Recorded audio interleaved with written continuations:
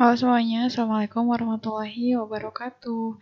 Bertemu lagi bersama saya Anjar Sari di mata kuliah IPA Dasar.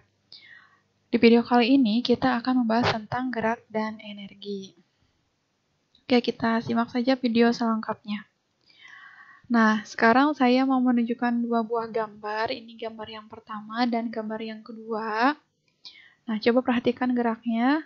Ya, yang gambar pertama ini misalnya si Budi bergerak dari titik A kembali ke A lagi. Kemudian gambar yang kedua si Budi bergerak dari titik A ke B.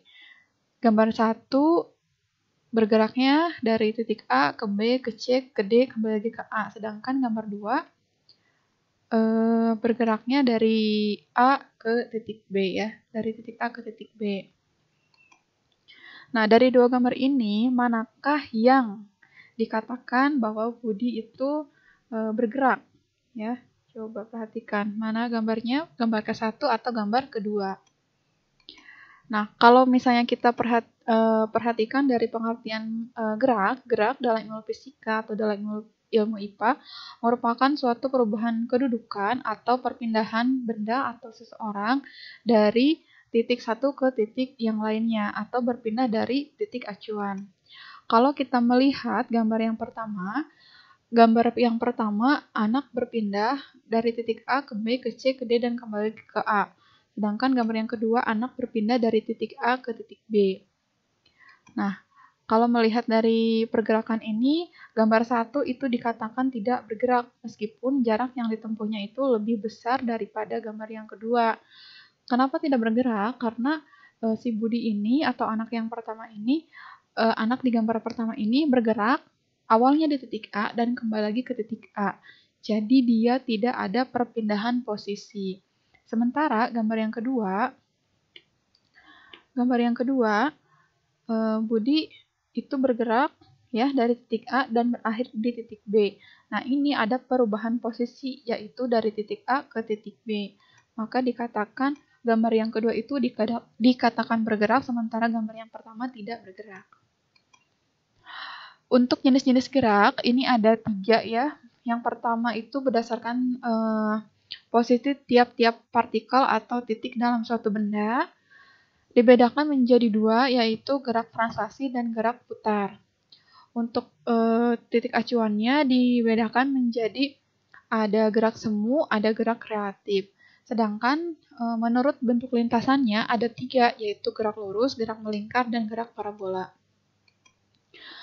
Untuk gerak translasi merupakan gerak berpindahnya suatu benda dari suatu tempat ke tempat yang lain, di mana masing-masing partikel atau titik dalam benda selama waktu tertentu dan menempuh jarak serta bentuk lintasan yang sama. Gerak translasi bergerak sepanjang garis tanpa rotasi apapun. Jadi gerak translasi itu sama dengan gerak lurus ya. Jadi tidak ada rotasi dan lintasannya itu berbentuk garis lurus. Kemudian yang kedua ada gerak rotasi. Gerak rotasi atau gerak putar merupakan gerakan suatu benda di mana setiap titik atau posisi partikel pada benda memiliki jarak yang tetap terhadap suatu sumbu tertentu. Nah, ini contohnya sumbunya itu adalah matahari dan yang bergerak rotasinya itu adalah bumi ya. Jadi gerak rotasi bumi terhadap matahari merupakan contoh dari gerak rotasi. Contohnya lagi yaitu pergerakan bulan di sekitar bumi yang merupakan contoh gerak melingkar. Kemudian ada gerak semu. Gerak semu merupakan gerak suatu benda yang sebenarnya diam tapi seolah-olah tanpa bergerak. Gerak semu ini biasanya terjadi jika seorang pengamat berada pada tempat yang bergerak dengan kecepatan yang tinggi.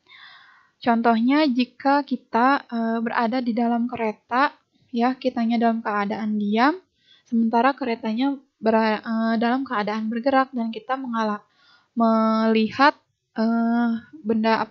pohon-pohon yang ada di luar kereta seolah-olah bergerak menjauhi kita, padahal keretanya yang bergerak. Nah, itu namanya gerak semu. Benda yang diam itu seolah-olah bergerak. Kemudian yang selanjutnya gerak relatif. Nah, gerak relatif merupakan gerak suatu benda jika diamati dari titik acuan yang berbeda, tapi belum tentu bergerak jika diamati pada titik acuan yang lain. Nah, contohnya kalau misalnya kita sedang naik kereta, ya, orang tersebut bisa dikatakan bergerak jika titik acuannya adalah stasiun kereta.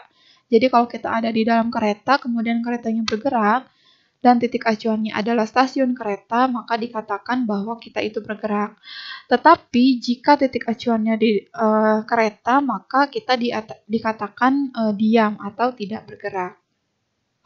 Yang selanjutnya gerak lurus. Ini adalah contoh gerak lurus. Lurus itu berarti lintasannya yang lurus, ya. Jadi gerak lurus itu gerakannya mengikuti lintasan yang lurus.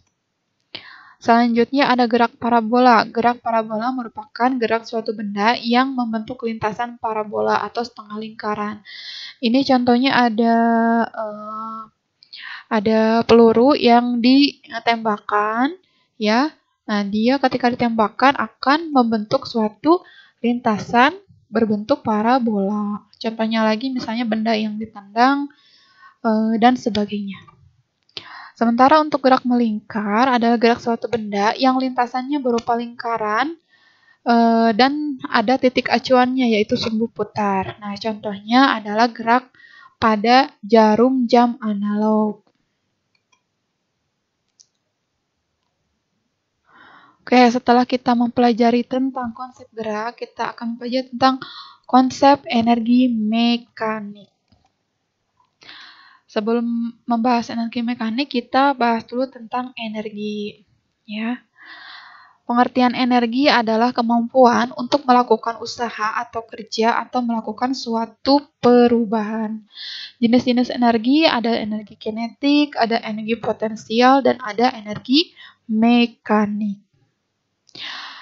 Nah, ini dia contoh energi kinetik, ya. Jadi energi kinetik itu dimiliki oleh semua benda yang bergerak dan memiliki massa atau berat.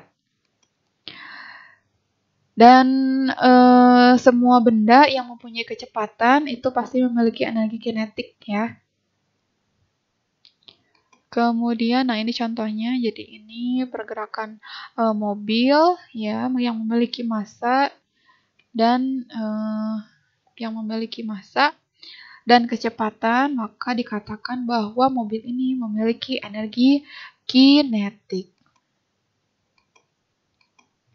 Selanjutnya, energi potensial. Energi potensial adalah energi yang tersimpan pada benda karena kedudukan atau posisi benda terhadap titik acuannya. Biasanya ketinggian diukur dari permukaan tanah, ya. Benda yang diam namun berada di ketinggian tertentu maka akan memiliki energi potensial. Sedangkan benda yang bergerak namun tidak memiliki ketinggian maka tidak memiliki energi. Nah, contohnya ini ada seekor kucing yang berada di satu ketinggian. Ya, ini ada tinggi gedungnya, maka dikatakan bahwa kucing ini memiliki energi potensial. Ya, energi potensial. Jadi, ketinggiannya dihitung dari permukaan tanah. Selanjutnya, energi mekanik, ya. Energi mekanik itu merupakan penjumlahan dari energi potensial dan energi kinetik atau energi total yang dimiliki oleh semua benda yang bergerak dengan kecepatan tertentu sekaligus berada pada kedudukan atau posisi tertentu terhadap titik acuannya. Energi mekanik merupakan penjumlahan energi potensial dan energi kinetik.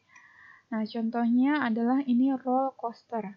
Roller coaster, dia kan punya massa, ya, punya massa dan kecepatan, dan memiliki ketinggian yang berbeda-beda, ya, di satu posisi dengan posisi yang lainnya. Jadi, energi mekanik contohnya itu adalah gerak daripada roller coaster. Selanjutnya ada pesawat sederhana. Ya. Pesawat sederhana merupakan peralatan yang bisa memudahkan pekerjaan manusia. Contoh pesawat sederhana itu ada 3, ada pengungkit, ada bidang miring, dan ada katrol.